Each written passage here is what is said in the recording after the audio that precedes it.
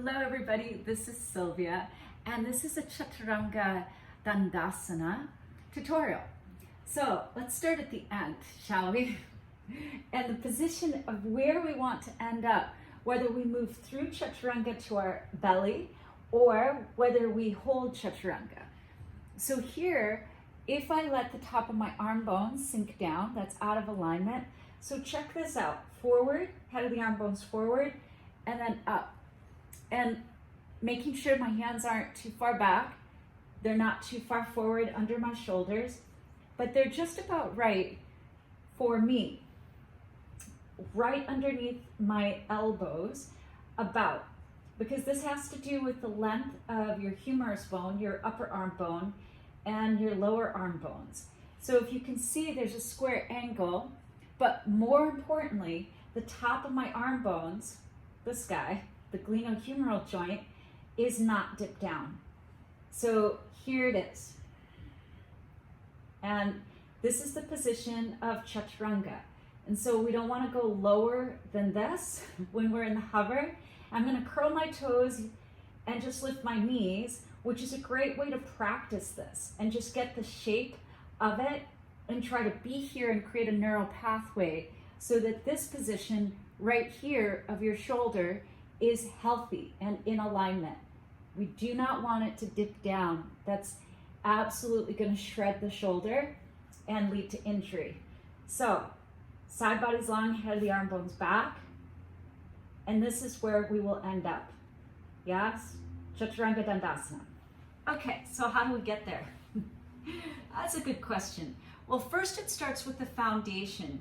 So if you can take a look at the eye of my elbows, they're aiming out right now. And if I bend, my elbows will go out. So it's not that I don't have enough strength, but I simply, if I'm lowering and working against gravity, it's gonna feel like a drop when the elbows go out. So instead, these are more like tricep push-ups. I'm gonna dial my right hand clockwise, left hand counterclockwise, spinning the eye of my elbows forward. And now to test it, I'll ask people to just bend their elbow just an inch. And if I start to see 2 inches, 3 inches, that the elbows are moving backwards, then I know that they're in alignment. Now we never want to lock the joints. That's what the lock joint looks like. That's too much, right? But eye of the elbows, not backwards, not even slightly in, because that'll still cause the elbows to buckle, but rotated forward. And one way to test this in your body is to come into your forearms and turn your palms open. That then, when your palms turn open, it externally rotates your upper arm bone, the humerus bone, and that's the position that we want. The upper arm bone spins out, and then palms down, the lower arm bones spin inwards. Internal rotation in the lower arms, external rotation in the upper arms. And it's always like that, yeah? So a great drill to build strength and to get that unity in the alignment is to put a brick, medium height, squeeze it between your elbows. Inhale left, exhale, lower it down. Inhale left, exhale lower. Left and lower, and just do this as a drill. So this is making sure that I'm using holistic movement, biceps and triceps, and I'm taking out of it the muscles around my neck, my trapezoid muscles, my traps, so that they don't suffer and try to do all the work, and then I don't use my biceps, triceps, or anything else. So this is just building, again, a little neural pathway, and then down. Do that every day. Okay, now we lift up, widen your hands, and when you lean forward and you melt heart forward, that memory of using that brick in the drill will stay. But notice how my elbows have stayed back, right? Okay, I come up, and another drill is to walk the hands out And as you lean back, cup the ground and come into your fingertips, dialing the outside edges of your arms down, inside edges of your arms up. And try to be here. Try to really be here and build some strength. And this is also telling you where to put the weight, which is in your fingertips, in the first 2 rows of knuckles in your hands, but not in the heel of the hands. Okay. Over time, you could actually do the whole practice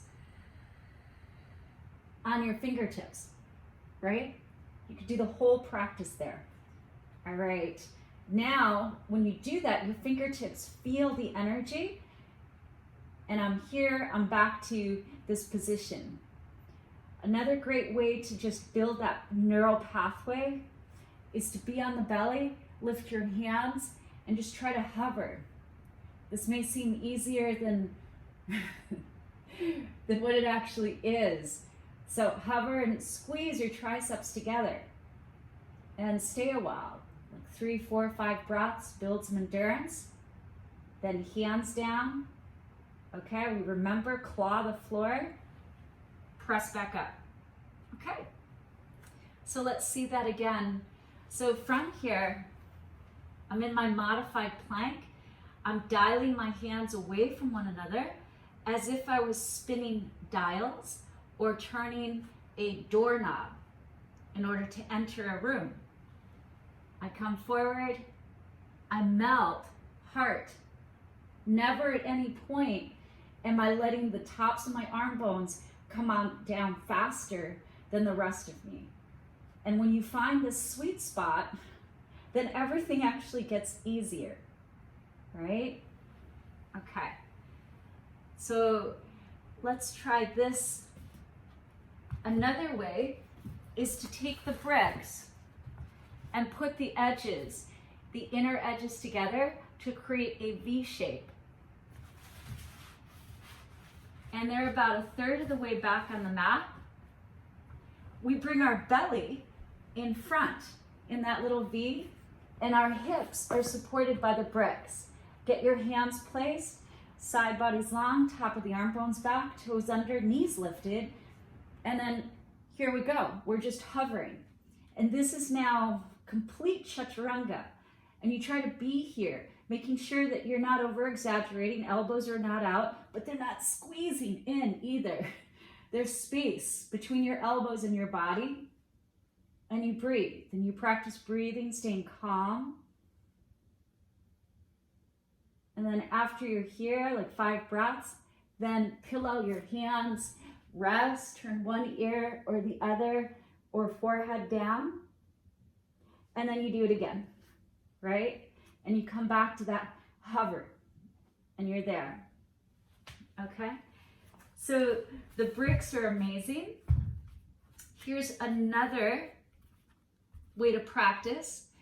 And this one, you have to kind of play with the spacing because, you know, it's a little imperfect. I do know that if you take your hands too close, it's not going to work. And if you take them too far, it's not going to work. So you'll just have to try it more than once. And then again, get into the alignment. Inhale, lean forward, exhale, shoulders tap. Inhale, come back up. Exhale. Inhale. Okay, exhale. And try to be here again and breathe, right? Practice breathing. So this is a really great one to do to teach the body where it's supposed to be in space. So I'll turn so that you can see the eye of my elbows from this position. If the eye of my elbows are out, when I bend, my elbows will go out. If I turn my hand as if it was dialing, as if they were turning, but this is called isometric movement.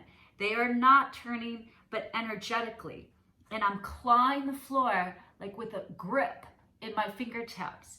So from there, then if I bend an inch or a little bit more, the elbows are gonna go straight back. we're trying to avoid squeezing and having the hands too close. This is the other misalignment because that's gonna hurt the shoulder as well. Our hands are basically, for most people, like pinky fingers to the long sides. Dial, the elbows. I could come down, yep, okay, check, check. Come back up and bend and straighten and bend and straighten. It gets easier when you're in alignment than when you're not in alignment. Also make sure that you're taking care of your wrists. You can turn one or both hands around and do some wrist therapeutics, because anytime you're building strength and awareness, weight bearing, your wrists may get tired because they're building that strength, so we just have to stretch them out. You can turn the back of one hand, open, close, back of the other hand, open, close, or just stay open, right? And then back. Now, another trick is to look at your thumbs and make sure that your thumbnails are pointing up. If your thumbnails are turned in, your hands will roll in, okay? So if your thumbs are not facing up, then your hands are doing this. They're rolling into the inside edge of your hand, and that's gonna hurt. And it's gonna be all in the heel of your hands that you'll feel various places. So press and squeeze between your first finger and thumb. Don't move them, but just squeeze them together. And then claw the floor. That then is gonna give you the stability and the strength. But side bodies have to move forward. Tack your waist back. Inhale. Exhale. Inhale. Exhale. Inhale. Exhale. Inhale. Yeah? So little by little, you'll start to build strength and awareness. But the other thing you can do is practice lifting some weights, and then when you're alternating drills, lift some weights, and then come back into forearms so that you get off your hands. And you could either do forearm plank to build strength in your shoulder girdle, or dolphin where you walk your feet in. But either way, these are going to build some strength, and we need strength and stability in the shoulder girdle. So this is where we started.